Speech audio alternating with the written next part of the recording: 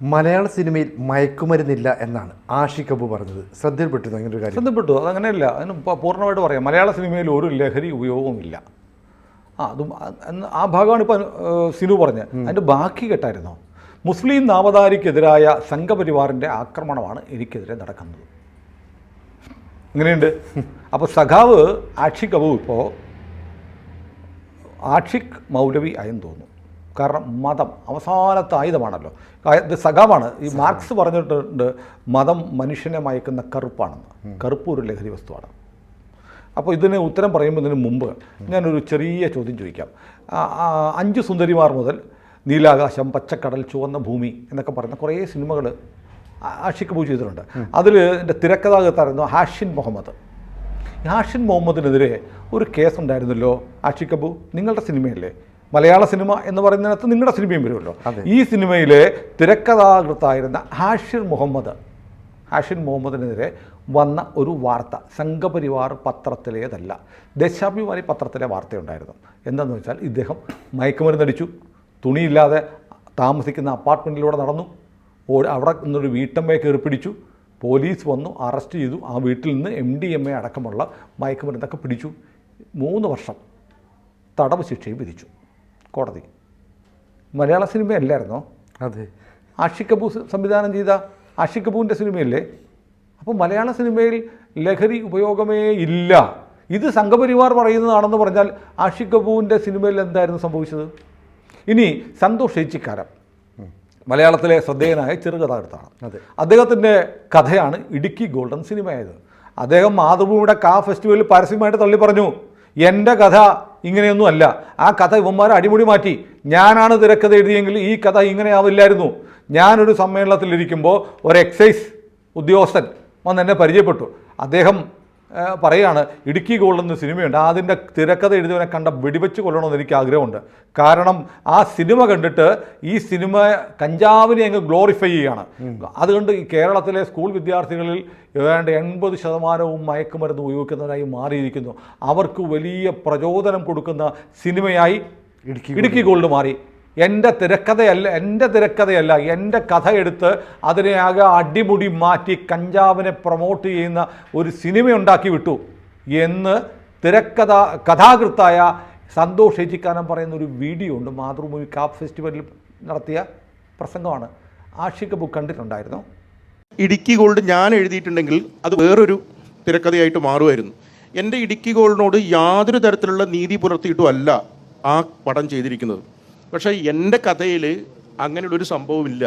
മയക്കുമരുന്ന് പ്രൊമോട്ട് ചെയ്യുന്ന ഒരു സംഭവവും എൻ്റെ കഥയിലില്ല. മറിച്ച് ആ സിനിമയിൽ ഉടനീളം മയക്കുമരുന്നിനെ ഒരു ഭയങ്കര ഗ്ലോറിഫൈ ചെയ്യുന്ന രീതിയിലും അതിൻ്റെ ആസ്വാദനത്തിൻ്റെ ഒരു മായികമായ തലത്തിലേക്ക് മനുഷ്യ മനസ്സിനെ എത്തിക്കുന്ന രീതിയിലുള്ള ചിത്രീകരണങ്ങളാണ് അതിൽ കൊടുത്തിട്ടുള്ളത്. കണ്ടിട്ടുണ്ടായിരുന്നു. ഇനി മാത്രം ആ സിനിമയിൽ പറയുന്നുണ്ട്, ശിവൻ മുതൽ ചെഗുവേര വരെ അടിക്കുന്ന വലിച്ച സാധനമാണ് കഞ്ചാവ്. ആരൊക്കെ മുതലാണ്? ശിവൻ. ഹിന്ദുക്കളുടെ സുപ്രീം ഗോഡാണ് അല്ലേ, മഹാദേവനായ ശിവൻ കഞ്ചാവ് അടിക്കും. കേരളത്തിലെ ചെറുപ്പക്കാരെ മുഴുവൻ ആഫ്രിക്കൻ ബൊളീവിയൻ കാടുകളിൽ കഞ്ചാവ് അടിച്ച് നടന്ന ഒരു താടിക്കാരുണ്ടല്ലോ, ഉഷാൻ താടിയൊക്കെ വെച്ച് നടക്കുന്ന, അയാളുടെ പടം വെച്ച് എന്നും പറഞ്ഞ് നടക്കുന്ന ചെഗുവേര. ഈ ചെഗുവേര യുവാക്കളുടെ, നമ്മുടെ നാട്ടിൽ ഭഗത് സിംഗ് ഒന്നും അല്ല നമ്മുടെ നാട്ടിലെ ചെറുപ്പക്കാരുടെ ഹീറോ, കഞ്ചാവ് അടിച്ച് കിടക്കുന്ന ചെഗുവേര. ഇനി വേണമെങ്കിൽ വിപ്ലവം പറയുന്നതിന് മുമ്പ് വേണമെങ്കിൽ വിപ്ലവത്തിൻ്റെ കാര്യം പറയാനാണെങ്കിൽ വിപ്ലവകാരികൾക്ക് പറയാനൊരു കാര്യമുണ്ട്.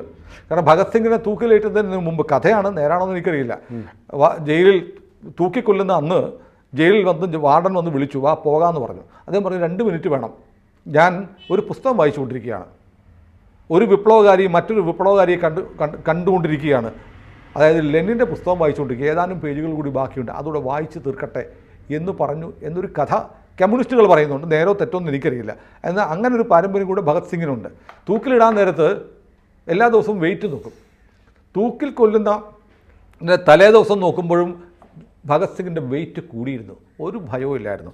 അങ്ങനെ ഭാരതത്തിൻ്റെ സിംഹക്കുട്ടിയായിരുന്നു ഭഗത് സിംഗ്. ഈ ഭഗത് സിംഗിൻ്റെ ചിത്രമുള്ള ടീഷർട്ടൊന്നും ഉമ്മാരിടില്ല, ഈ ചേടെ ഇടുന്നത്. അപ്പോൾ എന്ന് പറഞ്ഞാൽ എന്തോ വലിയ സംഭവമാണെന്ന് കരുതി ധരിക്കുന്ന ആളുകളെ വരെ പ്രേരിപ്പിക്കുകയാണ്. മഹാദേവൻ മുതൽ പരമശിവൻ മുതൽ ചെഗുവേര വരെ വലിച്ച സാധനമാണ് കഞ്ചാവ് എന്ന് പറഞ്ഞാൽ. കഞ്ചാവിനെ ഇത്രയേറെ ഗ്ലോറിഫൈ ചെയ്യുന്ന വേറൊരു പ്രയോഗമുണ്ടോ? ഇല്ല. ഇനി വേറൊരു അദ്ദേഹത്തിൻ്റെ സിനിമയിലെ പ്രസിദ്ധമായ മറ്റൊരു ഡയലോഗ് ഞാൻ പറയാം. അയ്യപ്പൻ കുയ്യപ്പൻ ആനക്കാളൻ. ആര്? അയ്യപ്പൻ. അയ്യപ്പൻ എന്ന് പറഞ്ഞാൽ കുയ്യപ്പനാണ്, ആനക്കള്ളനാണ്. ഒരു അധ്യാപകൻ മുഹമ്മദ് എന്നുള്ള പേര് പരാമർശിച്ചു നമ്മൾ കൈവെട്ടിയ നാടാണേ. അതെ, ഇന്ന് വരെ ആഷിഖ് കപൂറിന് അതിൽ ഖേദമില്ല. സഖാവ് ആഷിഖ് കപൂർ അതേക്കുറിച്ച് ഒന്നും മിണ്ടിയിട്ടില്ല. മലയാള സിനിമയിൽ ഇത്രമാത്രം വിവാദങ്ങൾ ഉണ്ടായിട്ടും ഈ എത്രയോ ആളുകളെ മയക്കുമരുന്നിൻ്റെ പേരിൽ പിടിച്ചു. സിയാദ് കോക്കർ എന്ന് പറയുന്ന പഴയകാല നിർമ്മാതാവ്, ഇപ്പോഴും സജീവമായി സിനിമാ രംഗത്ത് നിൽക്കുന്ന വ്യക്തി പരാതി എഴുതി കൊടുത്തില്ലേ അന്വേഷിക്കണമെന്ന് ആവശ്യപ്പെട്ട്? അതെ. ഫിലിം ചേംബർ പരാതി കൊടുത്തില്ലേ? എത്ര നടന്മാർ, ഞാൻ പേര് പറയുന്നില്ല, ഇപ്പോഴും അവർ സജീവമായി ഉള്ള ആളുകൾ മയക്കുമരുന്നടിച്ച് നടക്കുന്നതിനെക്കുറിച്ചുള്ള വാർത്തകൾ മാധ്യമങ്ങളിൽ വന്നിട്ടില്ലേ? ഒരു നടനെ ഇതുപോലെ ഒരു കേസിൽ പിടിച്ചിട്ടില്ലേ? ഇപ്പോഴും കണ്ട മയക്കുമരുന്നടിച്ച പോലെ എപ്പോഴും നടക്കുന്ന ഒരു നടൻ, അതെ, കണ്ട എന്തോ കുഴപ്പമുണ്ടെന്ന ഭാവത്തിൽ സംസാരിക്കുകയും പെരുമാറുകയും ഒക്കെ ചെയ്യുന്നൊരു നടൻ മലയാള സിനിമയിൽ ഇപ്പോഴും നായക വേഷത്തിലുണ്ട്. അതെ. മയക്കുമരുന്ന് കേസിൽ പിടിച്ചിട്ടുണ്ട്. വേറെ നടൻ സ്ഥിരം കഞ്ചാവാണ്, ഒരു കാര്യവും കഞ്ചാവല്ല മയക്കുമരുന്നാണ് എന്നൊക്കെ പറഞ്ഞ് നിർമ്മാതാക്കൾ പരാതി കൊടുത്തിട്ടില്ലേ? അത് ആഷിഖ് കപൂറിന് അറിയില്ല. അപ്പം എന്നിട്ട് അദ്ദേഹം പറയുകയാണ് മലയാള സിനിമയിൽ ഒരു ലഹരി ഉപയോഗമില്ല. ശരിയാ, ഇപ്പോൾ വെറും മയക്കുമരുന്നൊന്നുമല്ല ഉപയോഗിക്കുന്നത്, രാസലഹരി MDMA തുടങ്ങിയ സാധനങ്ങളാണ് ഉപയോഗിക്കുന്നത്. അത് കെമിക്കലാണ്, മറ്റ് പരമ്പരാഗത ലഹരിയൊന്നുമില്ല. അപ്പോൾ ഇങ്ങനെ മലയാള സിനിമയെ മയക്കുമരുന്നിന് വേണ്ടി, ലഹരി ഉപയോഗത്തിന് വേണ്ടി ഇത്രയും ഗ്ലോറിഫൈ ചെയ്ത ഒരു സംവിധായകൻ വേറെ ഇല്ല എന്ന് പരക്കെ ആളുകൾ ആക്ഷേപിക്കുന്നത് ഇദ്ദേഹം മുൻകാലങ്ങളിൽ ചെയ്ത സിനിമകളുടെ പേരിലാണ്. സന്തോഷ് എച്ചിക്കാനം പോലെയുള്ള കഥാകൃത്തുകൾ തൻ്റെ കഥയെ മാറ്റിമറിച്ച് ലഹരി പ്രൊമോഷന് വേണ്ടി ഉപയോഗിച്ചു എന്ന് പരസ്യമായി പറയുന്ന വീഡിയോകൾ ഇപ്പോഴും ലഭ്യമാണ്. എന്നിട്ട് പറയുകയാണ് ലഹരിക്ക് വേണ്ടി മലയാള സിനിമയിൽ ആരും ഒന്നും ചെയ്യുന്നില്ല, ലഹരി ഉണ്ടെന്ന് പറയുന്നത് സംഘപരിവാറിൻ്റെ പ്രചാരണമാണെന്ന്. സന്തോഷ് എച്ചിക്കാനം സംഘപരിവാറുകാരാണ്. എൻ്റെ ധാരണ അദ്ദേഹം CPM-കാരനാണെന്നാണ്. അതെ. ഇടതുപക്ഷ അനുഭാവിയായിട്ടാണ് ഞാൻ മനസ്സിലാക്കിയിട്ടുള്ളത്. അങ്ങനെ മലയാള സിനിമയെ എക്കാലത്തെയും അബദ്ധസഞ്ചാരത്തിൻ്റെ പാതയിലൂടെ കൊണ്ടുപോയി മദ്യത്തിൻ്റെയും മയക്കുമരുന്നിൻ്റെയും ഉപയോഗം ഏറ്റവും ആശാസ്യമാണെന്ന സന്ദേശം കൊടുത്തുകൊണ്ടിരിക്കുക. നമ്മൾ കഴിഞ്ഞ ദിവസം ഈ മണിപ്പൂരിൽ എങ്ങനെയാണ് ജോർജ് സോറോസ് കൊളംബിയയിലെ മയക്കുമരുന്ന് ബിസിനസ്സൊക്കെ നശിച്ചു കഴിഞ്ഞ് ബർമ പ്രൊജക്റ്റുമായി വന്നത് എങ്ങനെയാണെന്നൊരു വീഡിയോ നമ്മൾ ചെയ്തിരുന്നു അല്ലേ? അതെ. അത് അവിടെ എന്താ ചെയ്ത് അവിടുത്തെ സംഘടനകൾക്ക്, സാംസ്കാരിക പ്രവർത്തകർക്ക്, കലാകാരന്മാർക്കൊക്കെ ഫണ്ട് കൊടുത്തു. മയക്കുമരുന്നിൻ്റെ ഉപയോഗം നല്ലതാണ്, ലീഗലൈസ് ചെയ്യണം, ഡ്രഗ്സ് ഉപയോഗിക്കുന്നതിനെതിരെയുള്ള കുറ്റങ്ങൾ ഡീക്രിമിനലൈസ് ചെയ്യണം എന്നൊക്കെ പറഞ്ഞ് വിവിധ കലാ സാംസ്കാരിക പ്രവർത്തനങ്ങളിലൂടെ അതിനെയൊക്കെ പോപ്പുലറാക്കാൻ വേണ്ടിയിട്ട് ഫണ്ട് കൊടുത്തു, കോടിക്കണക്കിന് രൂപ. അങ്ങനെയാണ് ബർമ്മയിൽ മയക്കുമരുന്നിൻ്റെ സ്വാധീനം ഉറപ്പിച്ചു.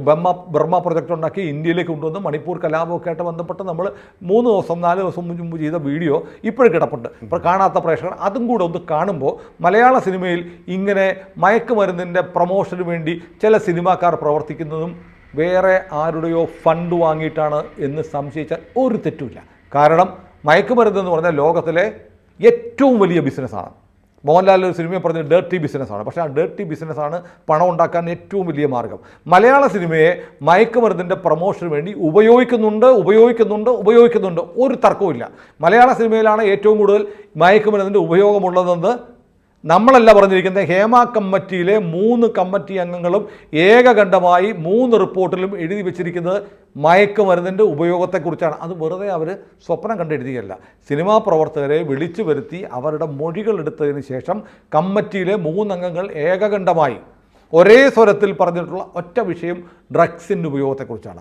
അതൊക്കെ നമ്മുടെ മുന്നിൽ ഇങ്ങനെ മെറ്റീരിയലൈസ് ചെയ്തിരിക്കുമ്പോഴാണ് ആഷിഖ് കപൂർ വന്നിട്ട് അങ്ങനെയൊന്നുമില്ല, സംഘപരിവാറാണ് എന്ന് പറയുന്നത്. അത്രയും കൊണ്ട് നിർത്തിയില്ല.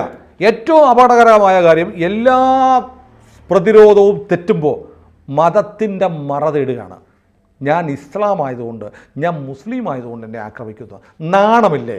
ഇയാളൊക്കെ ഇന്നലെ വരെ സഖാവാണ് എന്നൊക്കെ പറഞ്ഞ് ആ റീമ കല്ലിങ്കലിനെ രജിസ്റ്റർ വിവാഹം ചെയ്തിട്ട് ചുവന്ന മാലയൊക്കെ ഇട്ട് നടന്ന് സഖാവ് രാജീവിനെ പോലെയുള്ള മന്ത്രിമാർക്ക് വേണ്ടിയിട്ട് വർത്തമാനം പറഞ്ഞ് സ്ഥാനാർത്ഥികൾക്ക് വേണ്ടി പ്രചാരണ രംഗത്തൊക്കെ പോയ ആളുകൾ ഇപ്പോൾ വന്നിട്ട് പ്രതിരോധത്തിന് വേണ്ടി മതത്തിനെ ഉപയോഗിക്കുന്നു. അപ്പോൾ മതം മയക്കുമരുന്ന് തന്നെയാണ് മാർക്സ് പറഞ്ഞിട്ടുണ്ട്. അപ്പോൾ നിങ്ങൾ മതവും മയക്കുമരുന്നും ഒളിച്ചു കിടത്തുകയായിരുന്നു നിങ്ങളുടെ സിനിമയിൽ. മഹേഷിൻ്റെ പ്രതികാരം എന്ന് പറഞ്ഞ സിനിമയിൽ മോഹൻലാലിനെ ആക്ഷേപിക്കുന്ന ഡയലോഗുണ്ട്. ലാലേട്ടൻ അങ്ങനെയൊന്നും ചെയ്യത്തില്ല, ലാലേട്ടൻ സവർണ്ണ മാടമ്പി വേഷങ്ങൾ മാത്രമേ ചെയ്യൂ എന്ന് നൈസായിട്ടൊരു പണി മോഹൻലാലിന് കൊടുത്തില്ലേ? അതെ അതെ. അങ്ങനെ ഇവരുടെ സിനിമകളെല്ലാം കൃത്യമായ അജണ്ട വെച്ച് മലയാള സിനിമയെ വഴിതെറ്റിച്ച് വലതുപക്ഷത്തേക്കും അരാജകത്വത്തിലേക്കും മയക്കുമരുന്നിൻ്റെ ലോകത്തിലേക്കും കൊണ്ടുപോയി കേരളത്തിലെ ഭൂരിപക്ഷം വരുന്ന ചെറുപ്പക്കാരെ വിദ്യാർത്ഥികളെ മയക്കുമരുന്ന് ലോകത്തേക്ക് കൈപിടിച്ചു കൊണ്ടുപോകുന്ന സിനിമകൾ ഇറക്കുന്ന സംഘത്തിൻ്റെ ഭാഗമായി പ്രവർത്തിച്ചിരുന്നിട്ട് നാണം ഉണ്ടാവണമെങ്കിൽ അത് തിരിച്ചറിയാനുള്ള ബോധം വേണം. അതിന് സ്വബോധം വേണം. സ്വബോധം ഉണ്ടാവണമെങ്കിൽ മറ്റേ സാധനം കഴിക്കാതിരിക്കണം, അല്ലേ? മറ്റേ സാധനം കഴിക്കുന്നവൻ ഓടെ കിടക്കും, എന്തും പറയും. എന്ന് പറയുന്നത് പോലെ മലയാള സിനിമയിൽ ഒരു ലഹരി ഉപയോഗവും ഇല്ല എന്ന് പറയാൻ ഉളുപ്പില്ലാതെ പറയുകയും ഞാൻ മുസ്ലിം നാമധാരി ആയതുകൊണ്ട് എന്നെ സംഘപരിവാർ ആക്രമിക്കുകയാണെന്ന് പറയുകയും ചെയ്ത ഇയാളെ നവോത്ഥാന നായകനാക്കി കൊണ്ടു നടന്ന കേരളത്തിലെ CPM-കാരോടും DYFIക്കാരോടും നമുക്ക് പരമപുച്ഛമെങ്കിലും തോന്നണം. ഏതായാലും മലയാള സിനിമ മട്ടാഞ്ചേരി മാഫിയയ്ക്ക് തീറെഴുതി കൊടുക്കാനുള്ള ഒരു ശ്രമം ഇപ്പോൾ നടക്കുകയാണ്. അതിൻ്റെ നായകസ്ഥാനത്ത് നിൽക്കുകയാണ് ആഷിഖ് അബു. ഇനി മറ്റൊന്നുകൂടിയുണ്ട്. സംഘപരിവാറുകാരനാണോ മുകേഷ്? സംഘപരിവാറുകാരനാണോ രഞ്ജിത്ത്? സംഘപരിവാറുകാരനാണോ സിദ്ദിഖ്? അവരൊക്കെ പ്രതിയായില്ലേ പീഡന കേസിൽ?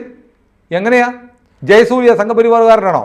ഇവർക്കൊക്കെ ഇല്ലാത്ത എന്ത് പരിഗണനയാണ് മതത്തിൻ്റെ പേരിൽ ഇപ്പോൾ ആഷിഖ് അബു അവകാശപ്പെടുന്നത്? സാംസ്കാരിക കേരളത്തിൽ ഇതുപോലെയുള്ള നെറികെട്ട ജീവികളെ സാംസ്കാരിക നായകരായി കൊണ്ടാടിയ അല്ലയോ പ്രിയപ്പെട്ട പ്രേക്ഷകരെ, നിങ്ങളാരെങ്കിലും അക്കൂട്ടത്തിലുണ്ടെങ്കിൽ അവരെ ഓർത്ത് നമുക്ക് ലജ്ജിക്കാം, അല്ലേ? ഒരുപക്ഷെ നമ്മുടെ പ്രേക്ഷകരൊന്നും ഈ പറയുന്ന ഈ എടുക്കാച്ചരക്കുകളെ നെഞ്ചേറ്റുന്ന ആളുകളല്ല. പക്ഷേ കുറേ ആളുകളുണ്ട്. ഇവരാണ് മതിൽ കെട്ടാനൊക്കെ ഉണ്ടായിരുന്നു കേട്ടോ. ഇവരൊക്കെ നവോത്ഥാന മതിൽ, മറ്റേ വാതിൽ, അതിലൊക്കെ ഇവരുണ്ടായിരുന്നു. ഗുൽമോഹറിന് കീഴിലിരിക്കുകയാണല്ലോ. സദാചാരം പടിക്ക് പുറത്ത് എന്ന് പറയുന്ന ഒരു കൾച്ചർ വളർത്തിയെടുക്കുന്നതിൽ ഇദ്ദേഹമൊക്കെ വഹിച്ച സംഭാവന വളരെ വലുതാണ്. ലജ്ജ തോന്നുന്നു, ലജ്ജ. കൂടുതൽ വാർത്തകളും വിശേഷങ്ങളും നിങ്ങളിലേക്ക് എത്താൻ ABC മലയാളം സബ്സ്ക്രൈബ് ചെയ്യുക, ബെൽബട്ടനും അമർത്തുക.